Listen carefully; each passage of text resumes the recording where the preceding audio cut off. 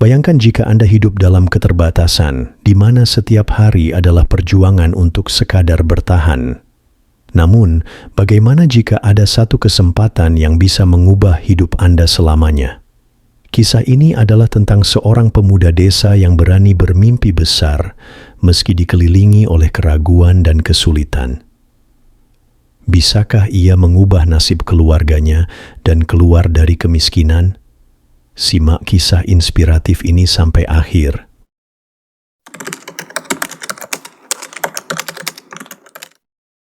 Di sebuah desa kecil di pinggiran kota, hiduplah seorang pemuda bernama Gibran. Desa itu sederhana, dengan jalanan berbatu, ladang hijau membentang luas, dan penduduk yang hidup sebagai petani atau tukang. Hidup di sana berlangsung lambat, namun penuh dengan tantangan.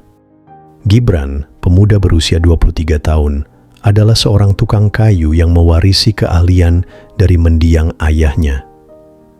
Toko kayunya kecil, terletak di sudut desa dengan atap yang mulai lapuk. Ia bekerja sendirian, membuat kursi, memperbaiki meja tua, dan menghadapi pelanggan yang selalu menawar hingga harga paling murah. Penghasilannya pas-pasan, hanya cukup untuk makan seadanya dan bertahan menghadapi musim dingin. Namun, Gibran tidak pernah puas dengan keadaan. Ia sering duduk di tepi jendela rumahnya, menatap bukit di kejauhan sambil membayangkan toko furnitur besar miliknya sendiri. Orang-orang dari kota akan datang ke desa ini hanya untuk membeli furnitur buatanku, gumamnya. Sayangnya, impian itu terasa begitu jauh. Setiap kali ia menyisihkan uang, selalu ada pengeluaran tak terduga, atap rumah bocor, mesin kayu rusak, atau biaya pengobatan ibunya. Bahkan, beberapa penduduk desa mengejek mimpinya. Toko furnitur besar? Ejek Dodi, seorang petani yang sering memesan kursi murah. Gibran, kau bahkan tak punya cukup uang untuk membeli kayu berkualitas. Ucapan itu menyakitkan, tapi Gibran tak menyerah. Hingga suatu hari, seorang pedagang keliling bernama Pak Iman datang ke tokonya. Pria tua itu dikenal bijaksana dan memesan sebuah meja makan besar yang harus selesai dalam seminggu. Itu adalah pekerjaan terbesar yang pernah diterima Gibran, dengan bayaran yang cukup besar untuk mengubah hidupnya. Namun, di tengah pekerjaannya, masalah besar muncul. Gibran kehabisan kayu, dan harga kayu melonjak 2 kali lipat akibat musim dingin. Dengan uang yang tersisa, ia hanya mampu membeli setengah dari kebutuhan kayunya. Meminjam uang dari Dodi, itu hanya berujung pada penolakan dan cemoohan. Malam itu, Gibran duduk termenung, menatap sisa uang di atas meja. Apakah aku terlalu serakah bermimpi setinggi ini, gumamnya. Namun, ia teringat nasihat ibunya. Semua hal besar dimulai dari langkah kecil. Jangan takut memulai, meskipun terasa berat. Dengan tekad baru, Gibran pergi ke kota keesokan harinya. Ia membawa beberapa kursi lipat dan rak kecil buatannya untuk dijual di pasar. Ini adalah langkah berisiko. Jika gagal, ia bahkan tidak bisa pulang. Awalnya, tak ada yang tertarik.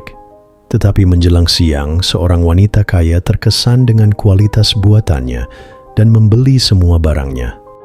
Dengan uang itu, Gibran kembali ke desa, membeli kayu, dan menyelesaikan meja untuk Pak Iman dengan tepat waktu. Saat melihat hasilnya, pria tua itu tersenyum. Kau punya bakat, anak muda. Jangan biarkan dunia menghancurkan mimpimu.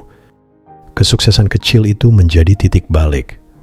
Beberapa minggu kemudian, kabar tentang keahlian Gibran menyebar hingga ke kota. Ia mulai menerima lebih banyak pesanan. Namun, tantangan baru segera datang. Suatu hari, seorang pedagang kota bernama Victor datang dengan tawaran menggiurkan. Ia ingin memesan 10 meja makan dalam waktu 1 bulan dengan bayaran besar. Mata Gibran berbinar, Tetapi produksi sebanyak itu membutuhkan kayu berkualitas, tenaga kerja, dan ruang lebih besar. Dan saat itu juga, ia harus membuat keputusan. Gibran akhirnya memutuskan untuk menerima tantangan itu. Namun, uangnya tidak cukup untuk membeli kayu dalam jumlah besar.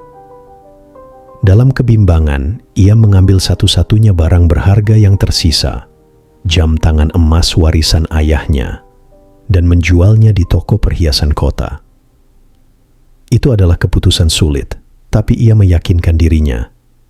Ini bukan akhir, hanya satu langkah menuju impian yang lebih besar.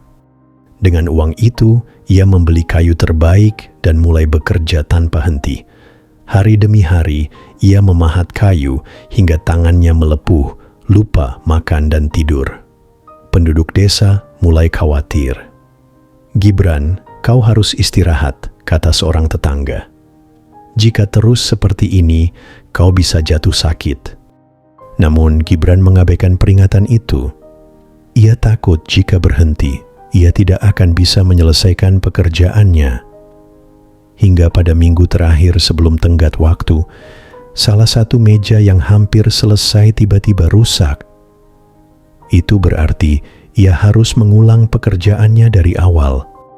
Di saat yang sama, ibunya menemukannya duduk lemas di toko. "Gibran, berhentilah sejenak," kata ibunya dengan lembut. "Hidup bukan hanya tentang mengejar mimpi, kau juga harus menjaga dirimu." Air mata mengalir di pipi Gibran. "Aku hanya ingin membuktikan bahwa aku bisa, Bu. Aku ingin kita keluar dari kemiskinan." Sang ibu tersenyum. "Nak, kau sudah membuktikan banyak hal, tapi ingat, tidak ada gunanya sukses jika kau kehilangan kesehatan dan kebahagiaanmu di perjalanan." Kata-kata itu menyadarkan Gibran. Ia akhirnya meminta bantuan dari tetangga-tetangganya. Dengan kerjasama, pesanan selesai tepat waktu. Victor sangat terkesan dan membayar Gibran sesuai janji.